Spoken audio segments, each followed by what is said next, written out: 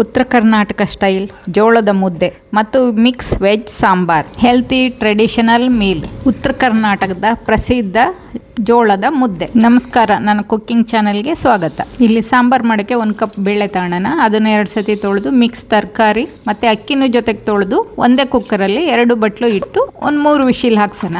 ಒಂದೇ ಸರಿ ಅನ್ನ ಸಾಂಬಾರು 2 ಆಗೋಗುತ್ತೆ. ಈಗ ಸಾಂಬಾರಿಗೆ ರುಬ್ಕೊಳಕ್ಕೆ ಇಷ್ಟೆಲ್ಲ ಮಸಾಲೆ ಹಾಕೋಣ. ಕುಕ್ಕರ್ 3 ವಿಶಿಲ್ ಆಗಿದೆ. ಈಗ ಸ್ಟೀಮ್ ಹೋಗಿದೆ, ತೆಗೆಯೋಣ.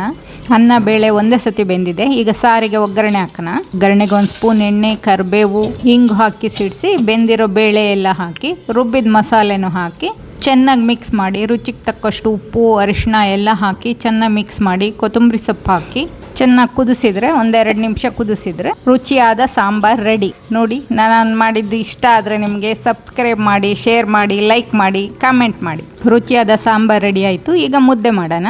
1 ದೊಡ್ಡ ಲೋಟ ನೀರು ಹಾಕಿದರೆ ಅದರಲ್ಲಿ 2 ಮುದ್ದೆ ಆಗುತ್ತೆ. 2 ಸ್ಪೂನ್ ಹಿಟ್ಟು ಹಾಕಿ ನಿಧಾನಕ್ಕೆ ಕೈ ಆಡ್ತಿರ್ಬೇಕು. ಈ ಥರ ಗಂಜಿ ರೆಡಿ ಆದಮೇಲೆ ಅರ್ಧ ಬಟ್ಲು ಜೋಳದ ಹಿಟ್ಟನ್ನು ಹಾಕೋಣ. 5 ನಿಮಿಷ ಕುದಿಯಕ್ಕೆ ಬಿಡೋಣ.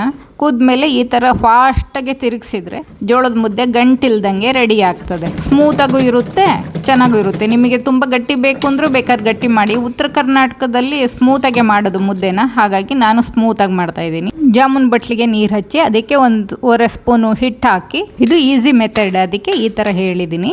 ಬಟ್ಲಿಗೆ ಹಾಕಿ ತಟ್ಟೆಗೆ ಹಾಕೋಣ. ಉತ್ತರ ಕರ್ನಾಟಕದ ಜೋಳದ ಮುದ್ದೆ ಊಟ ರೆಡಿ. ಈಗ ಸಾಂಬಾರು ಹಾಕೋಣ. 2 ಸ್ಪೂನ್ ಸಾಂಬಾರು ಹಾಕಿ ಮಿಕ್ಸ್ ತರಕಾರಿ ಸಾಂಬಾರು ತುಂಬ ರುಚಿಯಾಗಿರುತ್ತೆ. ಮುದ್ದೆ ಮೇಲೆ ಸ್ವಲ್ಪ ತುಪ್ಪ ಹಾಕಿ ಆಮೇಲೆ 1 ಸುಟ್ಟು ಹಪ್ಪಳ ಇಟ್ಟರೆ ಊಟ ರೆಡಿ. ನನ್ನ ರೆಸಿಪಿ ಇಷ್ಟ ಆದರೆ ಸಬ್ಸ್ಕ್ರೈಬ್ ಮಾಡಿ, ಶೇರ್ ಮಾಡಿ, ಲೈಕ್ ಮಾಡಿ, ಕಾಮೆಂಟ್ ಮಾಡಿ.